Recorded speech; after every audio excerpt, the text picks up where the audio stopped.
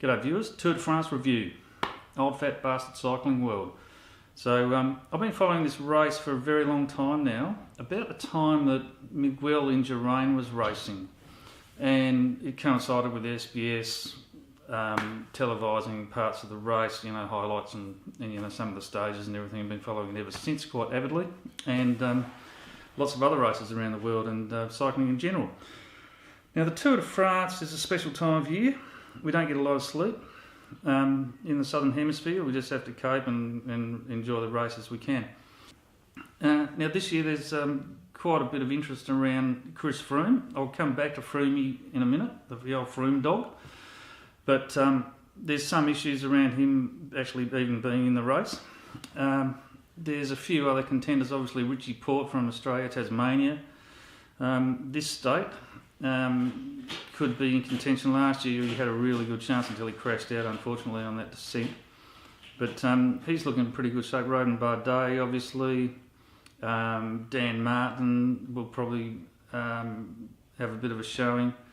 Tommy Dumoulin, obviously, he's going to do pretty well. The Yates brothers for Mitchelton Scott, they could figure pretty well up there. I reckon they're going to be at the pointy end.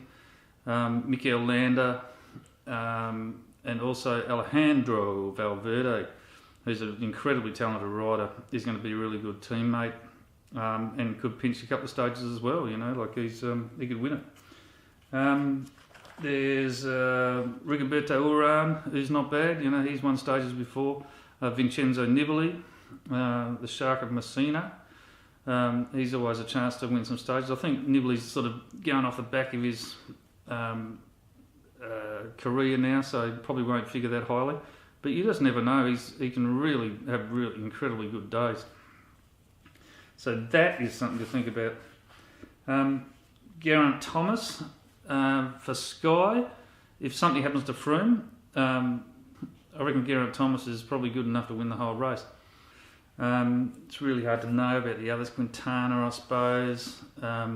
There's Thibaut Pinot, there's Alaphilippe's going to maybe win a couple of stages. The sprinters be really interesting. It's a shame that Caleb Ewan's not in it this year. It would have been really good. He's a bit like Robert McEwen, one of the opportunists, sort of a light sort of sprinter.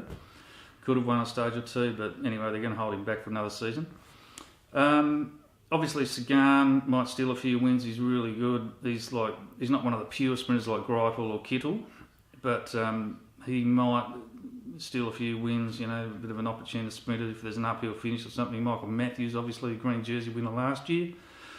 He is a good possibility for a stage or two, though he'll be backing up other riders.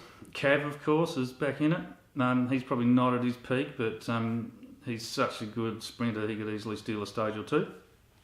Now back to Froome Dog. The unusual thing about his case is that it was out in the open instead of done behind closed doors. The thing I don't like about it is that he got $1,000 a day lawyers to put in 1,500 pages of, why he did this and why he did that and how he did this, and he was dehydrated and all that sort of stuff. I'm not sure about the dehydration thing. I mean, the riders probably don't have a bottle for the last 10 k's on a mountain stage, but up until then they're hydrating the whole time. So whether the dehydration thing really comes into it, another thing.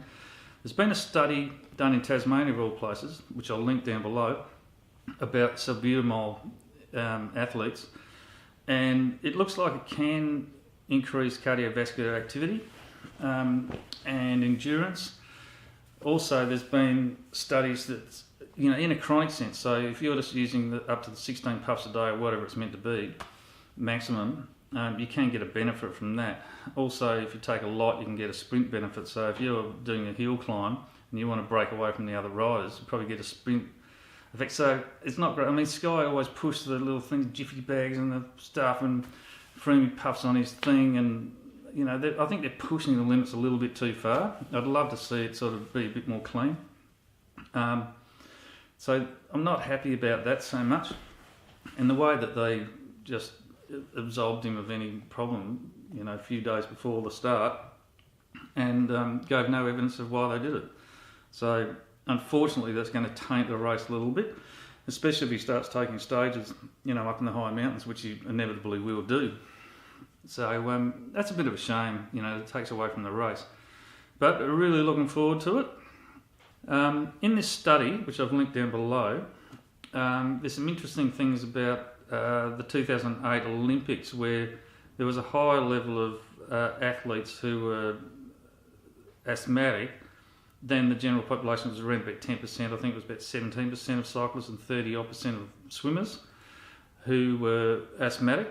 They also figured more prominently in the medals. So, take it as you will, but it looks like there is some credence to the fact that salbutamol use with the asthma puffers can increase your performance. So there you go. That's the Tour de France pre-wrap thing, preview thing. So I might do a couple during the race just to bore you all to death. So that's it. Over and out.